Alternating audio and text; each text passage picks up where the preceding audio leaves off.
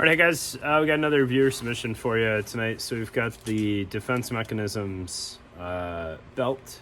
It came out with a good bit of fanfare behind it. I think people were waiting on them to do one. And so we got their inner and outer belts here. They stick to each other pretty well. So there you go, both belts. I think it's interesting when people get like their favorite companies, the way they want them to push out all of the products. So I will say I was a little biased against this when it first came out. Not because there's anything wrong with it or it's overpriced or anything like that. I don't feel like the market needs any more belts. But I think they did an okay job on this thing. So let's get it on the table and take a closer look at it. All right, so like I said in the intro, I was a little biased against this just because I feel like the market is getting kind of saturated with products that are not necessarily needed. And it just makes life a little bit more confusing for everybody. Right? There's so many good enough belts out there and a lot of great belts that at a certain point you just got to say enough is enough, right? So that's kind of how I felt about this. But a viewer reached out to me, offered to send it my way, and I'm glad that he did because I've been won over a little bit on this. I don't think I'll buy one personally, but I don't dislike it. All right, so the Defense Mechanisms inner and outer belt, I just looked it up on the website, $45 for the inner belt and $110 for the outer belt. I didn't check if color changes that, I apologize. But this one is a solid color, so this one should be $110. I don't know if patterns change that. I also checked size. So these are both size 32. I typically wear a size 34 pants. Have lost a little bit of weight. I don't know if I could squeeze into a 32 yet.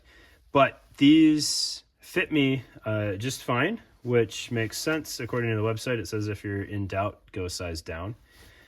So that seemed to work out. All right, so I will say the inner belt, it's been a long time since I've bought an inner belt.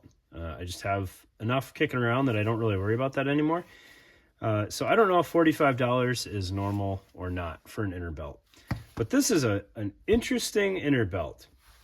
All right, so it is Tegris lined. I guess it's not even Tegris lined. It is Tegris. And it's tough to tell. I assume that it's got the Cordura running the length of it, but I can't really verify that. It looks like it does because it comes out over here on the buckle side. So you've got a Tegris panel. You probably have a Cordura layer, and then you've got Velcro.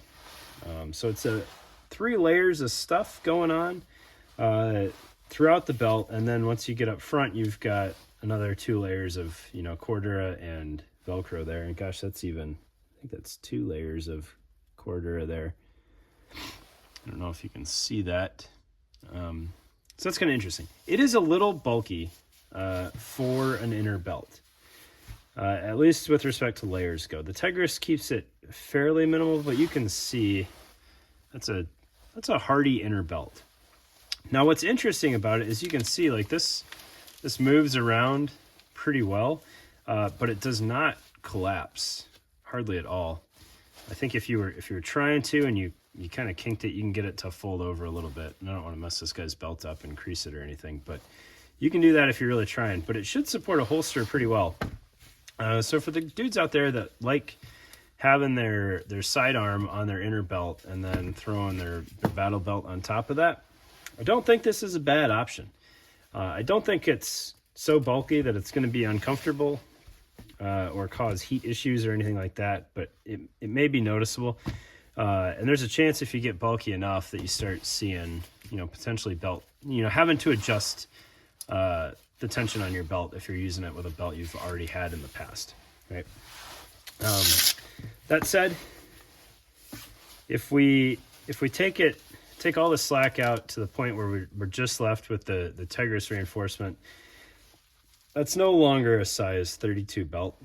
So I do think they could push the limits of the structured portion of the belt a little bit closer to the sizing. And you would get a little bit more of that structure out of it. I paid a good bit out of here. I think I was right around there when I had it on myself. So if you're trying to use it for appendix carry or something like that, you might be working with kind of this extra floppy portion up front. If you use it as a daily belt as well as an inner belt. But I do kind of like the Tigris in there. It's interesting. It behaves different from other inner belts I've experienced. So I've had, stiff inner belts where it's stiff in every direction, and then I've had, very, very minimalist inner belts where they hardly have any structure at all. So putting a pistol on those can be challenging. I don't have any real issues with this inner belt, other than they could have sized it a bit more aggressively towards your actual waist size. And then we've got the outer belt. So the outer belt, when I watched the marketing videos for it, I was just kind of wondering why it needed to exist. I've had scuba webbing belts in the past, and I've never had any issue with them if I wanted a straight, load-bearing belt. And then I've got a good number of Molly belts now, ranging from, Ronins to some of the Crye belts to the Axle belt and everything in between. And I don't have any real issues with them. So I was just kind of wondering, why this needed to be a thing. And then they threw in that the Velcro has the spacing on it for Molly pouches, which may have seemed like a new concept to folks at the time. MDOM has had a belt that has done that for years. So the concept has existed, and it works well enough, right? But kind of the selling point to this is that it can accept belt pouches or belt mount pouches. It can accept Molly pouches. It is very structured. I think it's 2 layers of Tigris in here, and I think at the time they said they were the 6-layer Tigris, 2 layers of that. I'm not sure if it was 6 or 12. It's fairly stiff. You can't really get it to roll like you could the inner belt if you tried. It does not want to crease on itself. So it is plenty structured. It is very, very thin. You would have good luck putting any kind of belt mount holster on there. I don't think you'd have any issues with that. And you should be able to weave it through there with relative ease. Some things that I'm not a huge fan of on here. There is a interesting amount of overlap on the front of the belt that I don't know how necessary that was. It does add to the structure, right?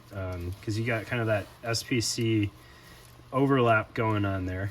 And I don't think I changed this at all from when I put it on. But so if I'm supposed to be a 34 and this is a 32, if you're actually wearing a 32, you're going to have even more overlap, which is not inherently bad, but it does pose some potential challenges for when you're trying to set this thing up. So if you have pouches that you want to have, closer to the belt buckle up front, then you start looking at, if it's a belt mount pouch, are you losing the continuity there with the Velcro?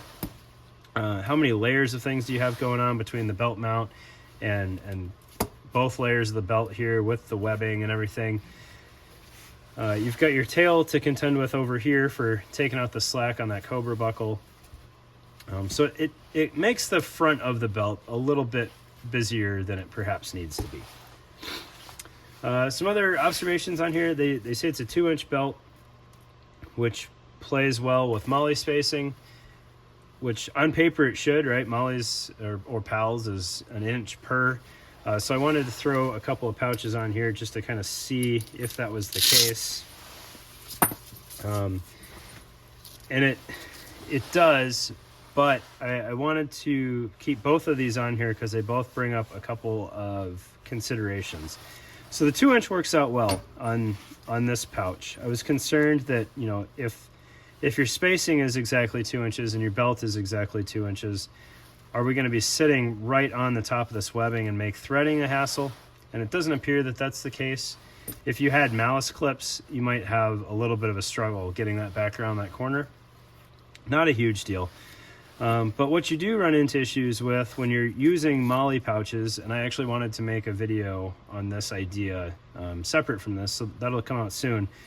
If you're using MOLLE pouches, you know, as a belt mount pouch, you have to know how your pouch is going to behave ahead of time when you're planning that out. So, for instance, this Faro pistol pouch, and this is an old one, so don't hold this against Faro. When we thread it around the belt and then come back through the webbing, there is nowhere to tuck this tuck tab. So I could potentially, you know, do it backwards and tuck this back into the belt here, which works out okay if I'm coordinated enough to do this on camera.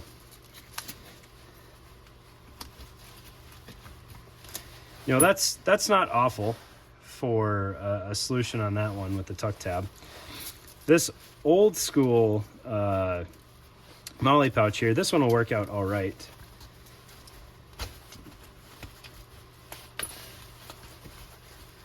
Because we still hit that webbing there. And we should be able to secure this just fine. So you can see that works out all right. I don't think this was an exceptionally well-designed MOLLE mount pouch in the first place, because that really shouldn't work. Because there's nowhere else to thread that MOLLE through there, so that's not, I would say that's just not an in-spec pouch. But if you've got other tuck tabs that maybe don't work that way, or maybe you've got a longer pouch, you might just run into issues with when you skip where it should have, you know, engaged with the host again. Your MOLLE pouch might not line up correctly. And that's nothing against the belt. That's just using MOLLE pouches on top of what would have been a scuba webbing belt, right? So something to consider as you're figuring out what you want to do. A small concern I have is this Velcro as the kind of the MOLLE host. They do make a good point of saying, you know, all the stress is on the body of the belt. And they sell that as kind of outperforming MOLLE belts that way, because all the weight is on the Tegris instead of, you know, webbing that would be sewn to the front of it. And I don't disagree with that, but if whatever you're using is trying to shift around, or you've got some malice clips which potentially impose a little bit more wear on the host,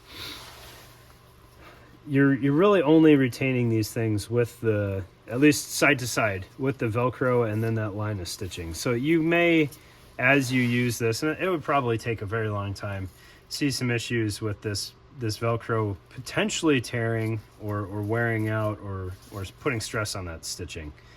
I don't foresee it being a huge issue, but it is something to consider. But like I said, I don't have anything against this belt. I just felt like it was unneeded on the market at the time. I don't feel like it really brings anything new.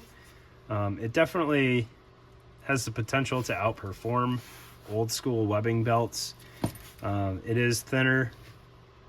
It's probably more water resistant, if that's a concern to you. So nothing wrong with it. It's not something that I feel like I would need to add to what I've got on hand already. I can't think of anything that I would ditch to use this, but if you don't have a belt and you're looking for one, I don't think there's anything wrong with it. All right, so that is the Defense Mechanisms inner and outer belts. They do pair up very well. The Velcro engages with itself quite well. You don't lose any continuity the way they sewed this. You get, you know, Velcro is always going to stay exposed when you mount MOLLE pouches. When you do belt mount pouches, it's going to cover that, but that's not a huge concern and not something that you would avoid on any other product. So no real issues with that. If anybody has used this extensively and put more kit on it and had any issues, please leave a comment below. I'm curious to see kind of how the lifespan of this works out, but I don't see any major issues right off the top of my head. So appreciate the time, guys. Thanks for watching. Have a great night.